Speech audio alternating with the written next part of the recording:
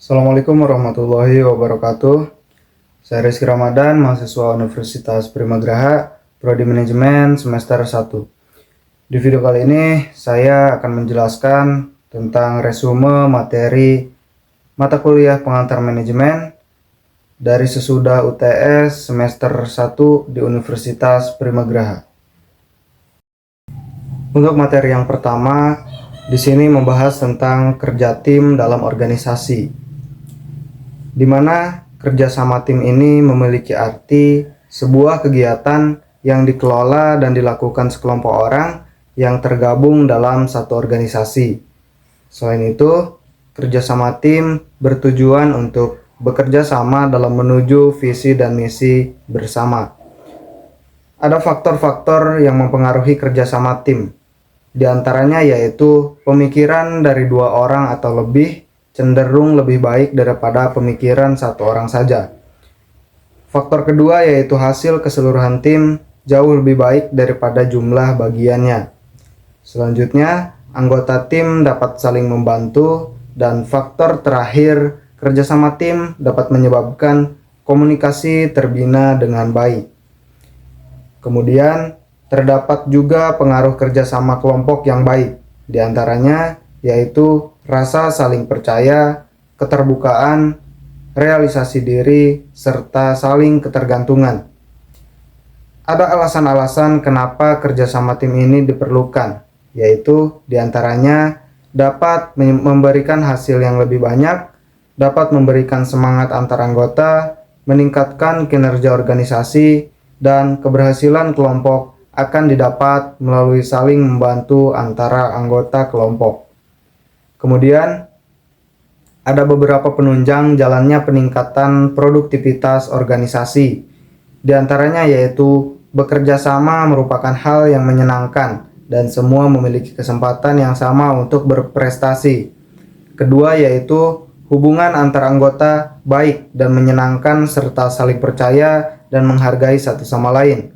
Kemudian, kesalahan dan kegagalan yang terjadi bisa diterima dengan ikhlas dan tidak saling menyalahkan. Kemudian, adanya persaingan sehat yang bersifat saling mendorong anggota untuk berprestasi. Dan terakhir, adanya pertemuan yang melibatkan semua anggota tanpa membedakan satu sama lain. Ada hal-hal yang mendukung terjalinnya kerjasama tim, diantaranya yaitu masing-masing pihak harus sadar dan mengakui kemampuan masing-masing. Kemudian, masing-masing pihak yang bekerja sama perlu berkomunikasi. Kemudian, pihak-pihak yang bekerja sama perlu mengerti kesulitan dan kelemahan orang lain. Selanjutnya, perlu adanya pengaturan yaitu koordinasi yang mantap, kemudian adanya keterbukaan, dan terakhir melibatkan orang lain.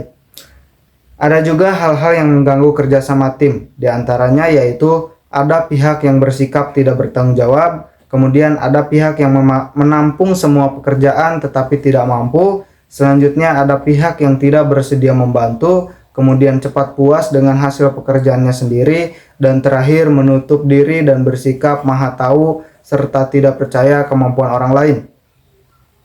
Alasan-alasan tadi sangat berkaitan dengan manfaat dari kerjasama tim, yang dimana diantaranya yaitu memudahkan mencapai tujuan, melatih keberanian pengambilan risiko, mengurangi stres, meningkatkan kemampuan berkomunikasi, serta mendatangkan ide besar. Dari seluruh pembahasan materi ini dapat diperoleh kesimpulan bahwa kerjasama tim dalam sebuah organisasi akan meningkatkan kekompakan dan dapat meringankan pekerjaan dalam sebuah organisasi, serta memudahkan dalam mencapai tujuan bersama. Untuk materi yang kedua, membahas tentang komitmen organisasi. Komitmen organisasi merujuk pada tingkat keterikatan, loyalitas, dan dedikasi individu terhadap organisasi tempat bekerja. Hal ini mencerminkan sejauh mana individu merasa terikat pada tujuan, nilai, dan budaya organisasi, serta sejauh mana mereka bersedia berinvestasi waktu, energi, dan pikiran untuk mencapai keberhasilan organisasi. Ada beberapa bentuk komitmen organisasi, diantaranya yaitu komitmen efektif, komitmen kontinu, dan komitmen normatif.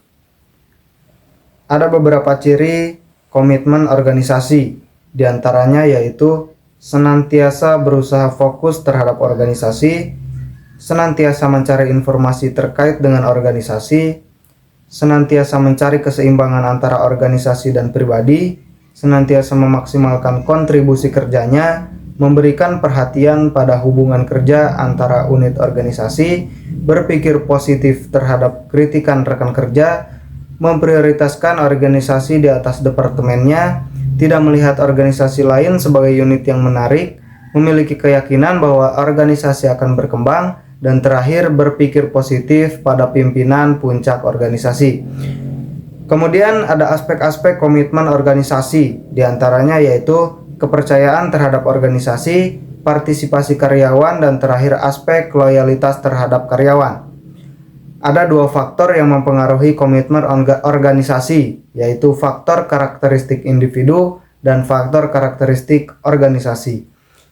Dari seluruh pembahasan materi ini diperoleh kesimpulan bahwa komitmen organisasi dapat memberikan dampak positif pada kinerja dan keberlangsungan organisasi, serta meningkatkan kepuasan kerja dan retensi karyawan. Untuk materi yang ketiga, membahas tentang pengendalian.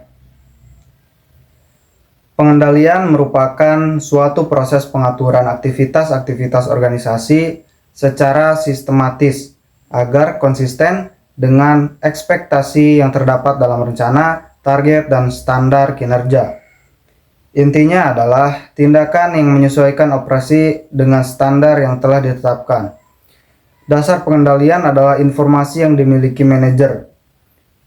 Kemudian ada beberapa asas-asas pengendalian, diantaranya yaitu asas tercapainya tujuan, yang artinya pengendalian harus ditujukan ke arah tercapainya tujuan. Kemudian ada asas efisiensi pengendalian, yang artinya pengendalian itu efisiensi dan dapat menghindarkan penyimpangan dari rencana sehingga tidak menimbulkan hal-hal lain di luar dugaan. Selanjutnya, ada asas pengendalian tanggung jawab, yang artinya pengendalian hanya dapat dilakukan jika manajer bertanggung jawab terhadap pelaksanaan rencana.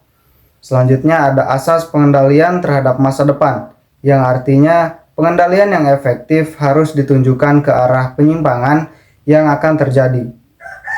Kemudian, ada asas pengendalian langsung, yang artinya adanya teknik kontrol yang paling efektif, yaitu mengusahakan adanya manajer bawahan yang berkualitas.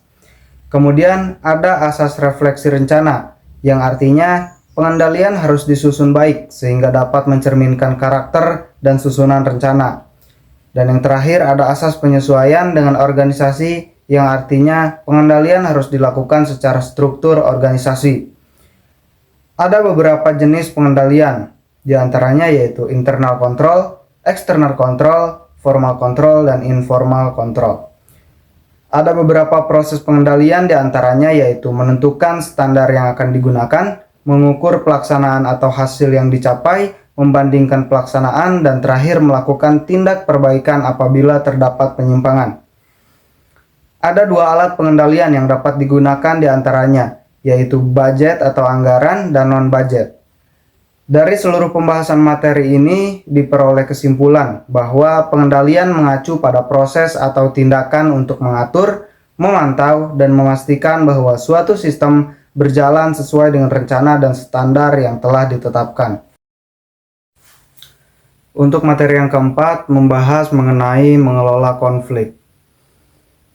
Konflik merupakan suatu benturan atau perbedaan pendapat antara dua atau lebih pihak yang muncul karena adanya kepentingan, tujuan, dan nilai yang berbeda. Konflik juga merupakan suatu hal yang muncul secara alami yang diakibatkan karena perbedaan pendapat atau kepentingan dari berbagai konteks kehidupan manusia dalam suatu organisasi. Konflik dapat timbul dari berbagai tingkatan, baik dalam hubungan antar pribadi, kelompok, ataupun organisasi. Ada beberapa tipe atau sumber konflik, diantaranya yaitu perbedaan tujuan dan nilai, sumber daya yang langka, miskomunikasi, kompetisi kekuasaan, konflik kepribadian, dan sumber eksternal atau sumber yang datang dari luar.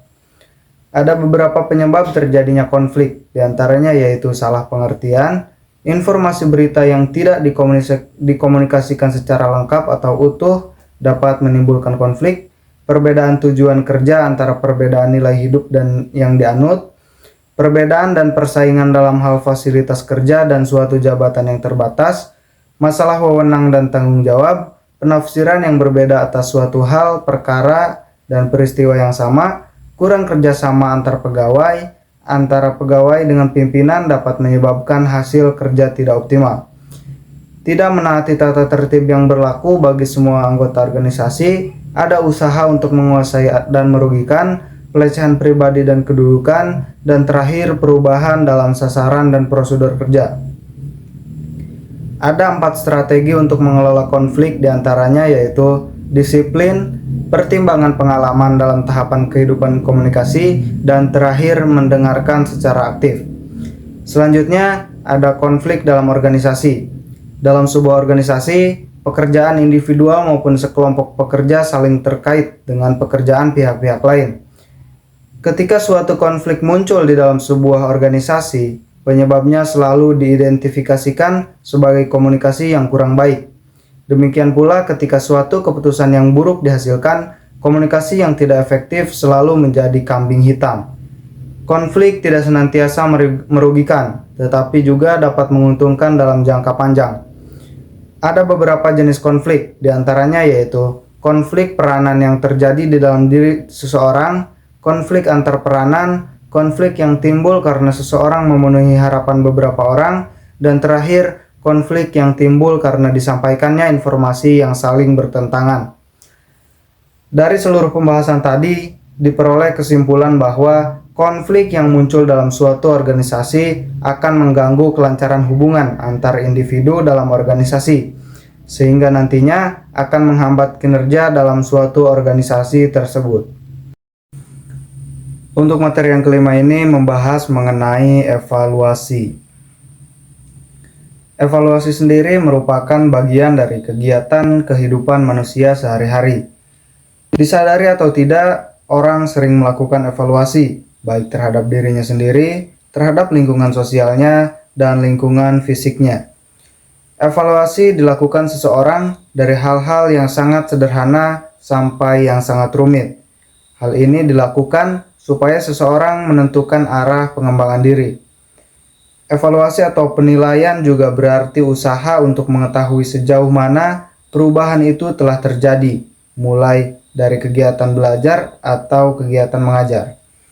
Secara umum, evaluasi memiliki beberapa fungsi, diantaranya yaitu mengukur kemajuan, menunjang penyusunan rencana, dan terakhir memperbaiki atau melakukan penyempurnaan kembali. Secara umum, evaluasi dalam perusahaan memiliki tujuan akhir, yaitu untuk mengetahui tingkat keberhasilan serta mencari solusi terbaik dari kendala yang dihadapi dalam jangka panjang. Hasil dari evaluasi ini bisa dijadikan sebagai bahan dalam menyusun strategi untuk menentukan arah dari perusahaan di kemudian hari. Dalam sebuah evaluasi, terdapat konsep model pendekatan evaluasi. Pendekatan merupakan suatu cara atau sudut pandang seseorang dalam mempelajari sesuatu. Pendekatan evaluasi terbagi menjadi 2, yaitu pendekatan tradisional dan pendekatan sistem. Dalam sebuah evaluasi, ada yang dinamakan dengan evaluasi kinerja. Evaluasi kinerja pada dasarnya merupakan faktor kunci guna mengembangkan suatu perusahaan secara efektif dan efisien. Evaluasi kinerja adalah suatu metode dan proses evaluasi dan pelaksanaan tugas seseorang atau sekelompok unit-unit kerja dalam suatu perusahaan. Tidak hanya evaluasi kinerja, ada juga yang dinamakan dengan evaluasi program dan evaluasi meta. Evaluasi program adalah suatu proses yang bertujuan untuk menilai kualitas, efektivitas, dan dampak dari suatu program yang telah dilaksanakan. Program di sini dapat berupa rencana, kebijakan, kegiatan, atau proyek yang dirancang untuk mencapai tujuan tertentu. Evaluasi program dapat dilakukan oleh pihak internal maupun eksternal yang berkepentingan dengan program tersebut. Akhir dari evaluasi perlu dievaluasi, disebut juga meta evaluasi. Dalam hal ini perlu dijawab apakah proses evaluasi telah berjalan sesuai dengan rencana, apakah semua tujuan evaluasi sudah tercapai, dan sebagainya. Dengan meta-analisis atau evaluasi meta, para pemimpin dapat memperluas generalisasi temuan tentang kecenderungan kualitas proses. Dari seluruh pembahasan materi ini, diperoleh kesimpulan bahwa evaluasi merupakan suatu proses yang menyediakan informasi tentang sejauh mana suatu kegiatan tertentu telah dicapai. Bagaimana perbedaan pencapaian itu dengan suatu standar tertentu untuk mengetahui apakah ada selisih antara keduanya, serta menjadikan manfaat yang telah dikerjakan itu. Dan untuk materi terakhir, membahas tentang teknologi informasi. Teknologi informasi atau TI, atau dalam bahasa Inggris Information Technology atau IT, terus berkembang dan memiliki pengaruh besar dalam kehidupan manusia. Tak hanya sebagai pelengkap, teknologi informasi bahkan sudah seperti asisten dalam setiap aktivitas manusia. Contoh paling gampang adalah penggunaan handphone atau HP yang perkembangannya sangat pesat. Pada awal tahun 2000-an, HP kebanyakan masih digunakan untuk telepon dan SMS. Akhir 2000-an, sudah ramai HP BlackBerry yang disusul HP Android dan iOS, hingga bisa digunakan untuk transaksi keuangan. Teknologi informasi adalah setiap peralatan atau sistem atau subsistem peralatan yang saling berhubungan. Digunakan dalam akuisisi, penyimpanan, manipulasi, manajemen, pergerakan, kontrol, tampilan, pengalihan, pertukaran, transmisi, atau penerimaan data atau informasi secara otomatis. Istilah TI ini mencakup beberapa hal, antara lain komputer, peralatan tambahan, perangkat lunak, firmware, dan prosedur serupa, layanan termasuk layanan pendukung, serta sumber daya terkait. Selain definisi di atas, ada beberapa pengertian menurut para ahli yang dikutip dari penelitian di repositori Universitas Islam Riau atau UIRI. Menurut yang dikutip Suyanto, teknologi informasi adalah seluruh bentuk teknologi yang dipakai untuk menciptakan, menyimpan, mengubah, dan menggunakan informasi dalam segala bentuk. Ada beberapa fungsi dari teknologi informasi, diantaranya yaitu menangkap atau capture, mengolah atau processing, menghasilkan atau generating, menyimpan atau storage, dan terakhir mencari kembali atau retrieval. Ada beberapa contoh penerapan teknologi informasi, diantaranya yaitu layanan SMS kini digantikan oleh WhatsApp, rapat kini tidak harus bertemu langsung, penerapan artificial intelligence atau AI, HP kini sudah berfungsi sebagai kartu kredit, dan terakhir jual beli produk bisa dilakukan secara online.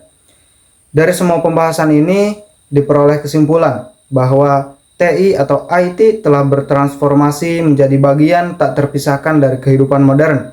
TI memungkinkan akses yang cepat ke informasi, otomatisasi proses bisnis, kolaborasi jarak jauh, dan banyak manfaat lainnya. Perkembangan TI yang pesat telah berdampak besar dalam bidang pendidikan, kesehatan, pemerintahan, perbankan, transportasi, dan hampir semua industri.